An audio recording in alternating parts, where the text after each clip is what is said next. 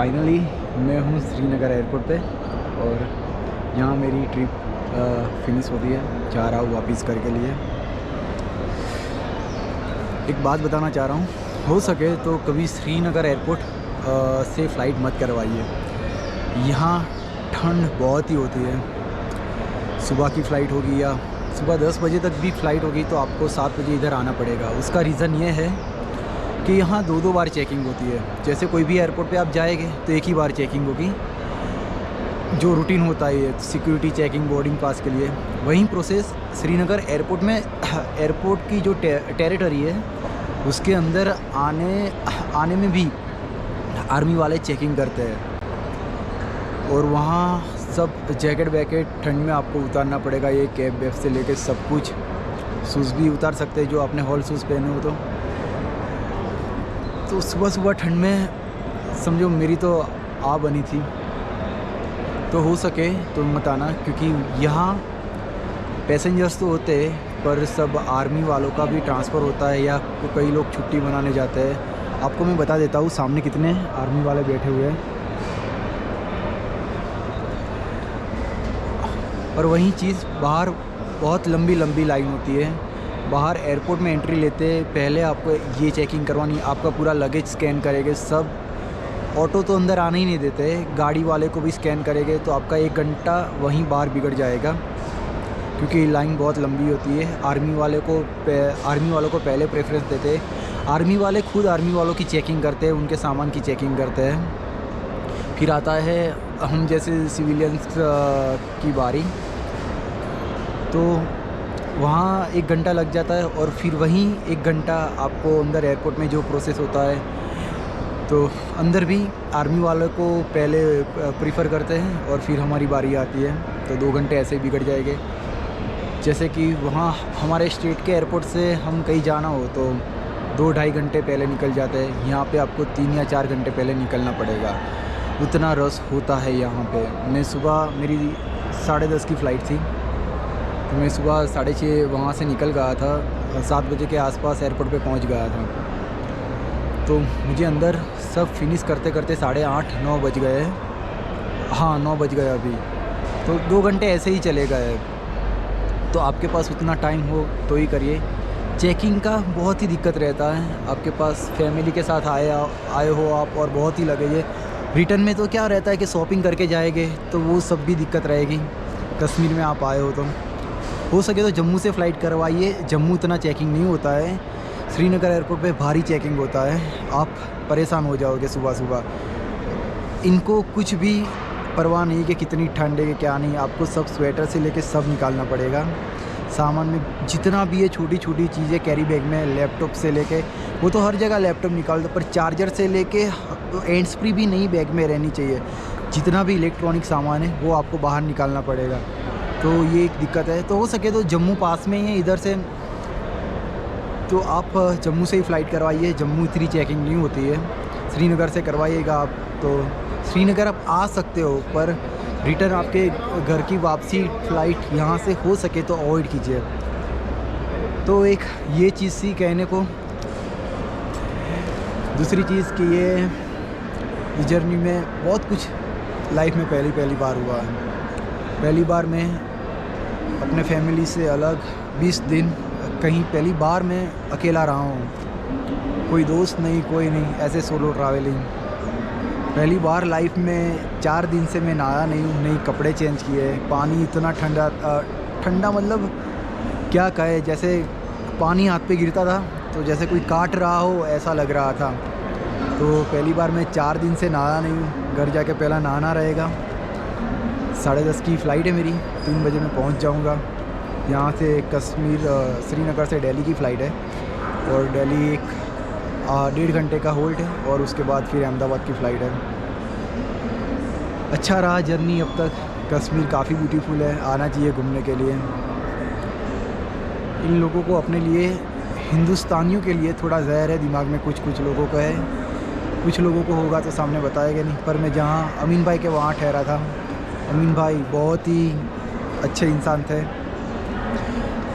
आप सोलो हो या ऐसे ग्रुप में फ्रेंड्स के साथ जा रहे हो तो अमीन भाई के वहाँ ठहरे तो बहुत मज़ा आएगा। उन्होंने जो होस्ट किया है बहुत ही अच्छा, मतलब लास्ट में आज सुबह मुझे रखने आए तो गले मिले वो मुझे। 4 दिन में जैसे सालों से जान रहे हूँ ऐसा लग रहा था अमीन भाई को मैं। कल रात इतने दिन से मुझे अमीन भाई के साथ बैठने या बातें करने का टाइम नहीं मिला, पर कल रात अमीन भाई से बात करने का टाइम मिला। तो थोड़ी अमीन भाई के बारे में बात कर लूँ। अमीन भाई ऐसे दिख रहे थे नॉर्मल इंसान, पर मैट्रिक्स तक पढ़ाई की है उन्होंने। तो कल उनके बारे में ऐसे ही बात निकल रही थी हमारी बातों बातों में। तो ये टूरिस्ट प्लेस है कश्मीर, तो ऑब्वियसली फॉरेनर्स बहुत आते होंगे।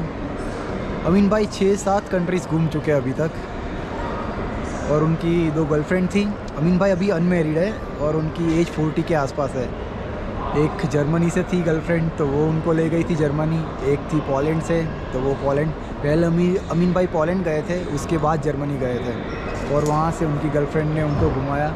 उनकी गर्लफ्रेंड यहाँ से ही बनी हुई थी, यहाँ घूमने आई और फिर उनसे फ्रेंडशिप हो गई और फिर 2-3 साल के बाद अमीन भाई को वहाँ बुलवा लिया।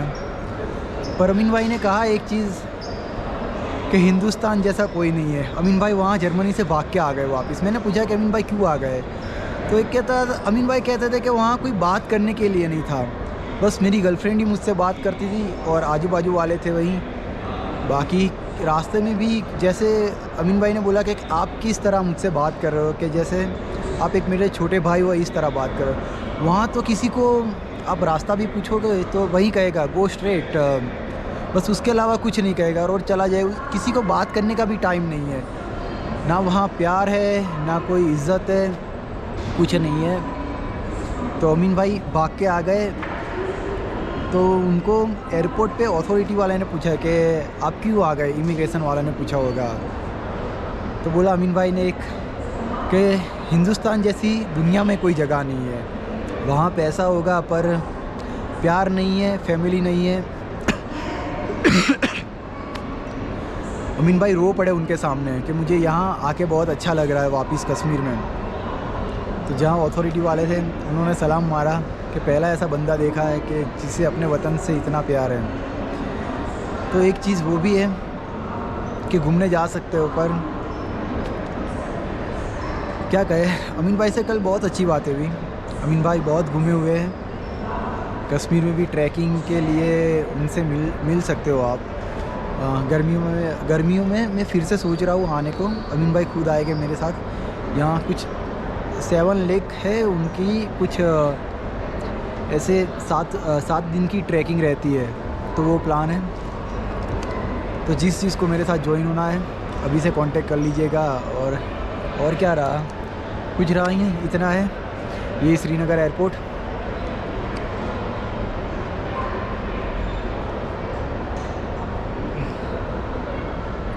और हो सके तो ठंडी में आना अवॉइड कीजिए, बहुत ही भारी ठंडी रहती है। अपने वहाँ दिल्ली के बाद जितने भी स्टेट आते हैं वहाँ ठंडी होती है, वैसी नहीं होती है इधर बहुत ही, क्या कहे।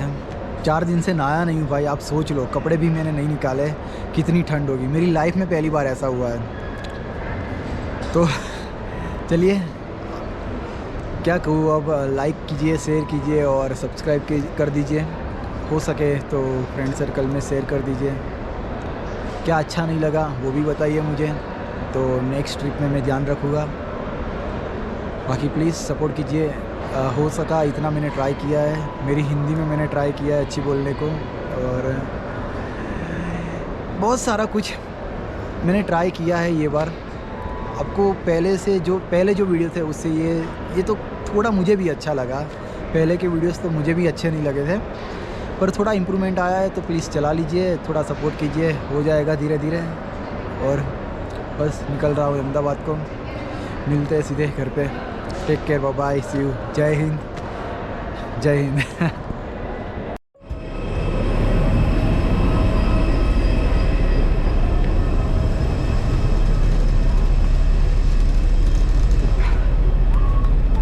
वर्ल्ड का बेस्ट सिटी पता है कौन सा है?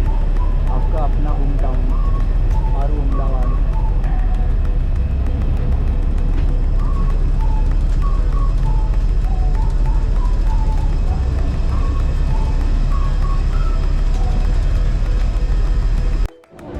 सच कहूँ, जितना जाने के लिए एक्साइटमेंट नहीं था ना, उतना घर आने में एक्साइटमेंट है। भाग रहा हूँ घर के लिए, घर पे जाना है यार। पहली बार ऐसा हुआ कि इतने दिनों बाद करके बाहर रहा था, दोस्त आ गया मेरा लेने। ये रहा मेरा प्यारा अहमदाबाद।